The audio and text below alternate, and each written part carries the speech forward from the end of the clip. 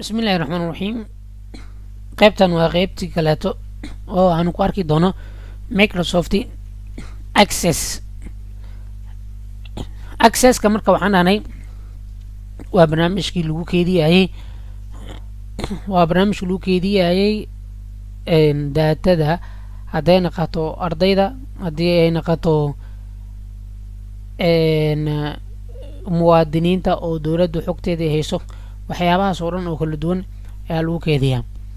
marka tusaale waxaan soo qaadanaa marka accesska barnaamijyaadka xawaaladaha ee ku shaqeeyaan, kaasoo aan arki doono, aan dhisi doono.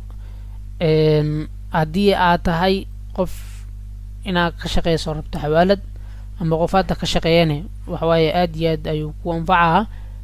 marka tusaale exampleka ka bixna waxaa kamid ah, waxaa tagtay xawaaladii aa u tagtay, waxaa ku tiri marka waxaan u baahaa lacag ayaa ii taalo, waxaa lagu leeyahay nambarkaaga sheeg amba magacaaga iyo nambarkaaga la gelinayaa.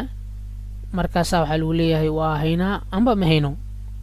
marka hadday kuu taalna waa qaadaysa, haddii ku alina weli laguma soo dirin. marka xogtaas marka for example waddan kalead maraykanka lagaa soo dira adoo muqdisho joogo, marka maxaa xogtaas isku xira, marka barnaamijka ay ku shaqeeyaan alla marka excel.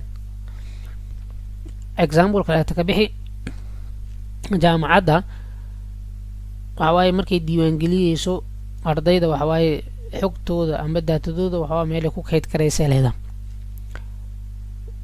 waxaa lamid a iyadana dowladdu waxawaaye qofka waxay ka qaadaysaa fara, indho, baasboorka markii loo sameeyahayo, xogtiisa qofka dhammaystiran ee haysa, waxa uu barto, ma fahmino waxaasoo dhan. marka yani meelaha lagu keydiyo o dhan waxaa la dhahaa access alla Microsoft.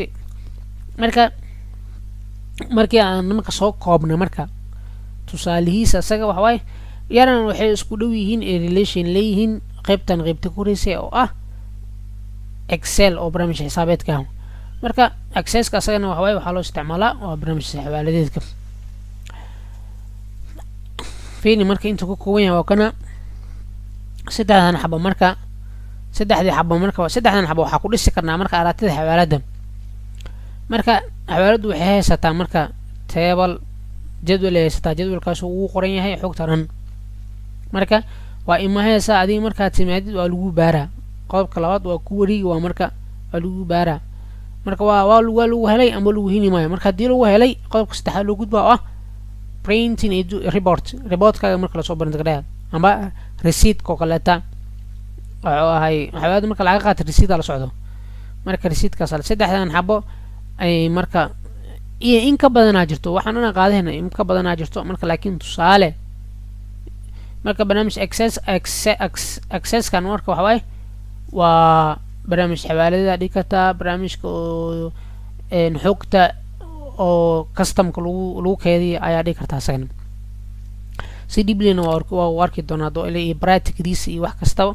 marka waxaan ugu talagalnay casharan yar riska, waxaan ugu talagalnay inaa ka qaadato concept ka fahanjid waxa aad bari doontid waxa uu yahay. tusaale dee waxaa rabta suuqa inta tagtaa waxaa macaawisa inoo soo iibsan rabtaa, macaawis haddaadan aqaanin si loo isticmaalo, marka macnaa makuu taraysa marka doonashadeeda iyo soo iibshadeed. macaawis waa inaa la xirtaa, wax la xirta waa lagu libisto. just conceptgaas markaa haysatid ayaa waxaan si bara kartaa. marka ujeedadaas ayaan ka lehnay. hadane fadlan la socadeene qaybta ugu dambeyso